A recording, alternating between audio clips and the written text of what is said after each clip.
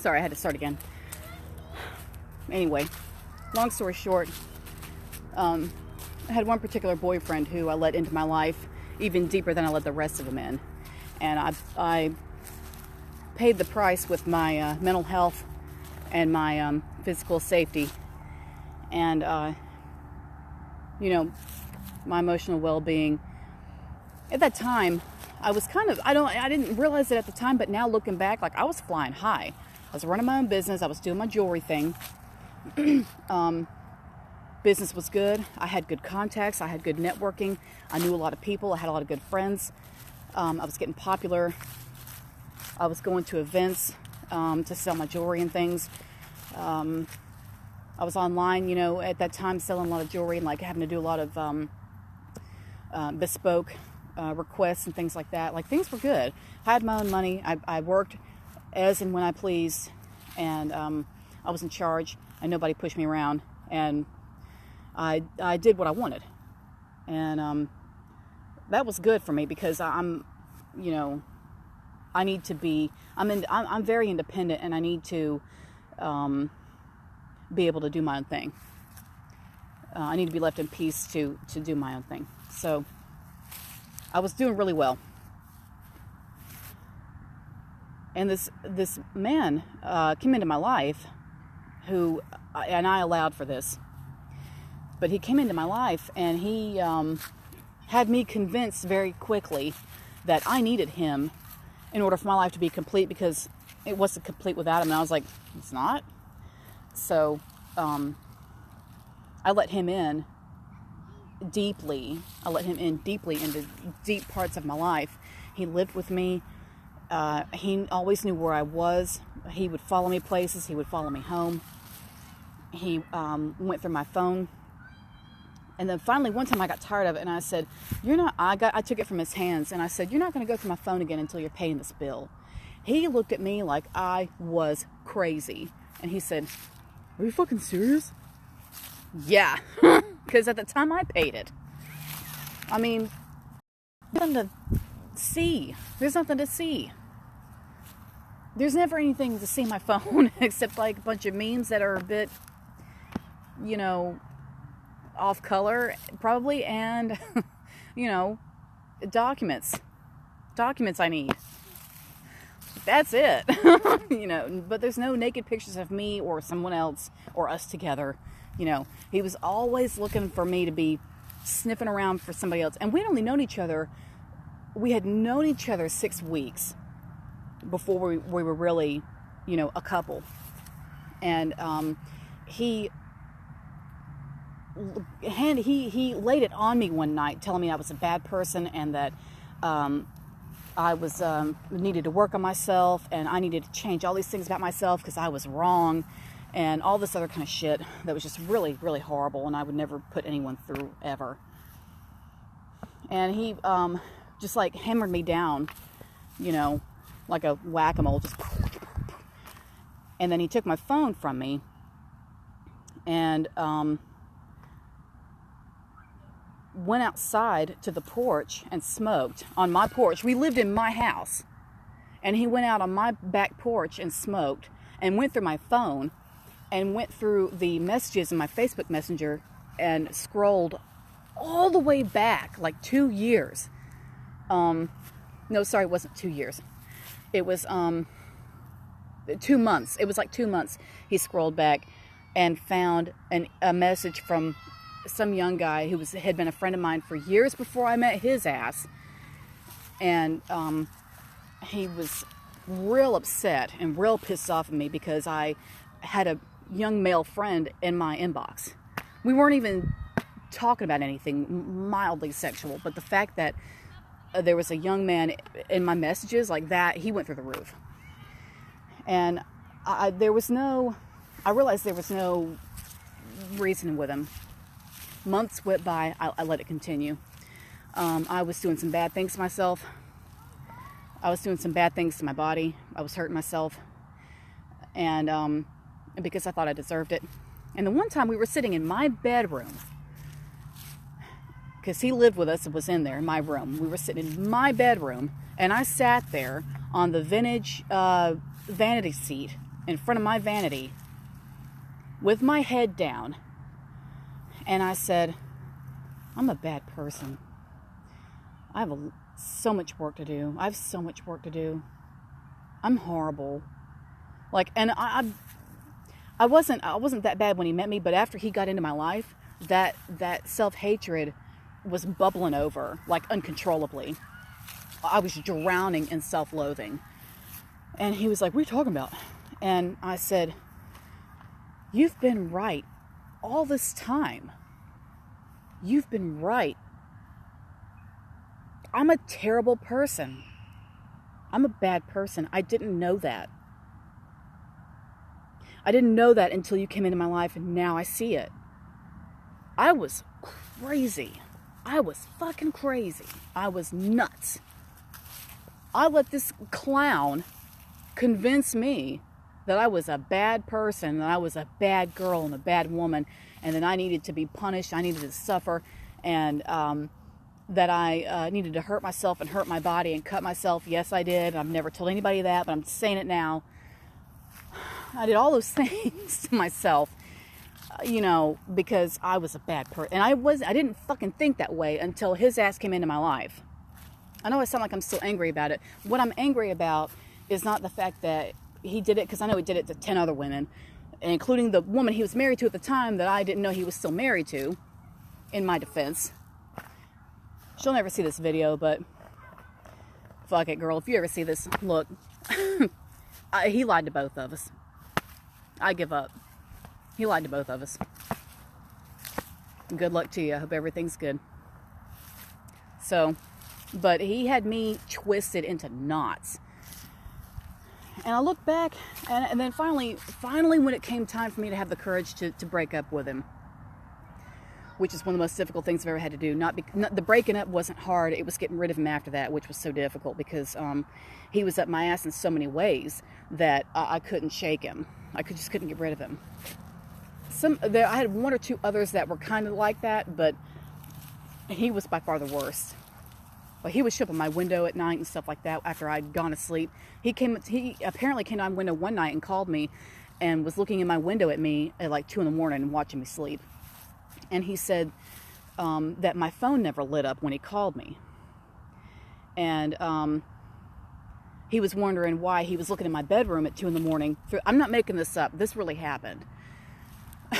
He was wondering why he was able to stand in my bedroom window and look at me, because we're on the ground floor, and look at me through my window at me in the bed 6 feet away, and my phone was not lit up with his call, with his incoming call. Like, and I said, excuse me? I probably just had the damn thing face down. To be real with you, I don't remember why the damn thing didn't light up, but it didn't. It was probably face down. So, because sometimes I'll do that if I don't want to see the light in the middle of the night, because I'm a light sleeper and shit wakes me up. So I probably just had it face down. But that was a no-no, and I had made a mistake, and I paid the price for that too. Like, So what I want to say is, after all the manipulation and after all the control that guy had, it was so bad that after we split, he, of course, was doing the regular messaging me on every single app, But aside from that, he was too close a lot of the time. And every time I left the house, when I saw a black Toyota Tundra, my whole body would tighten. Because I thought it could be him. Or rather, I knew it was him. But my whole body would tighten up. And I would think, I was always torn between, should I get closer and see if he's really driving, or should I just bolt? I was always torn between looking and bolting. And like, do I go, or do I at least see if it's him? And there were times when I had to fight my fears and pull up and just look to see if it was him driving, because I had to know. And there was a time when I went to Food Lion. That's the grocery store there in Virginia Beach. I went into Food Lion, and there was somebody in there who looked like him. And that poor guy, I didn't have any interaction with him, but he seemed friendly enough, and he smiled at me, but he had the same damn haircut all the military guys there have, that same stupid buzz cut they all have to get, same silly, barbed wire tattoo or whatever it is, a tribal, if you will, tattoo around the upper arm. They're very uniform. They don't have any. Those guys don't have any individuality, which is why they do so well in the military. But he looked just like the rest of them out there. But his face looked like my old boyfriend, except he looked friendlier. But he looked like him. And at first I thought, oh my God, that's him. And my eyes shut down. You want to talk about fight or flight? And they've added a third one to it recently, freeze. Fight, flight, or freeze. First I froze.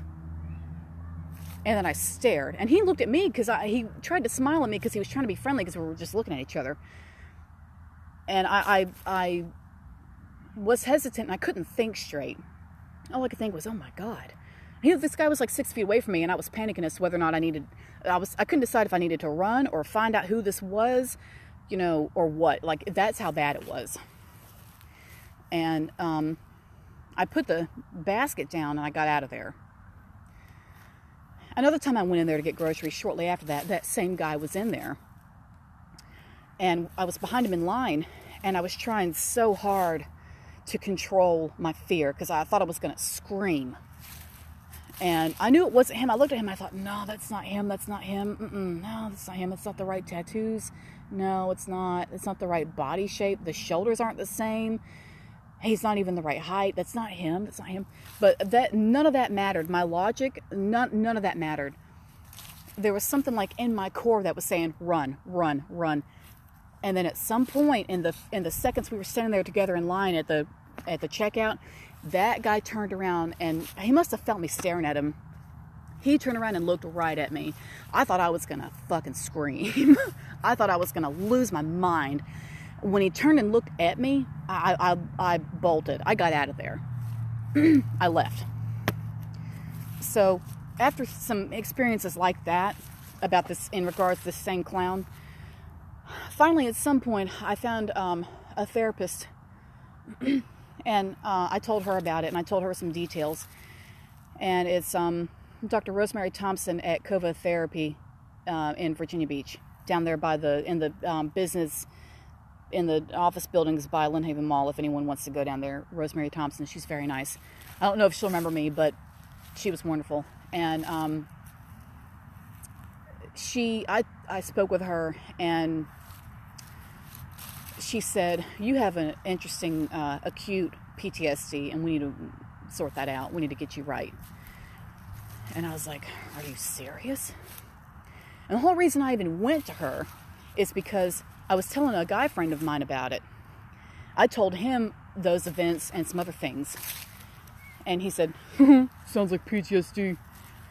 And that went through me like a lightning bolt because I hadn't thought of that. I hadn't thought that would be mental damage. That was like a diagnosis. It just never occurred to me. And I thought, I have PTSD? What the fuck? I really have a diagnosis that's like on paper? Somewhere? That could be on paper? I have something. I have a mental diagnosis. I'm really that. I'm that far gone. So I thought, this guy really damaged me. I let it happen because I let him control me. But that really happened. So then that was when I turned around and found her and went to her, and she was like, "You have PTSD, and we need to talk." Well, I only went down to her like 2 or 3 times, and then I started working a lot, and I couldn't get down there, and it just never went back. But what I'm trying to say is, if you feel that way, first of all, for God's sake, please find somebody to talk to. You've got to find somebody to talk to about that stuff. You've got to blow off that steam. Somebody else ought to know what's on your heart and what's weighing you down, because there's no use in being the only person that knows why you're half crazy right now. Okay, let's admit, you're feeling crazy because you've held in this story. Because number one, it happened. All right, obviously, it's making you feel crazy. And also, you've held it in. And, you know, it's time to you got to let it go. You've got to tell somebody and just let it go. As you tell somebody, you can get feedback, you know, from somebody who has been, you know, especially if you tell somebody who's been through the same kind of shit, they'll know what to say to you. And what I want to say to you is, before situations like that even start, if somebody comes into your life and you start having doubts about whether or not you're a good person, and it's after you've started dating somebody, guess what? I want you to get out. I want you to get out of that situation, because that person is there to make you feel bad so they can control you. I'll do another video about this later, because I'm a damn expert in narcissistic idiots. So I don't want to drag this out too long, because I got to get him home. But believe me when I say, you got to tell somebody. You've got to tell somebody, because you're going to lose your mind. And you don't deserve that. You deserve better. You deserve peace of mind. You deserve to have that lifted off your heart. You deserve for somebody else to know what's up, so that you're not alone in that, because you're going to melt away. So please get some help. You can talk to me. You can talk to other coaches.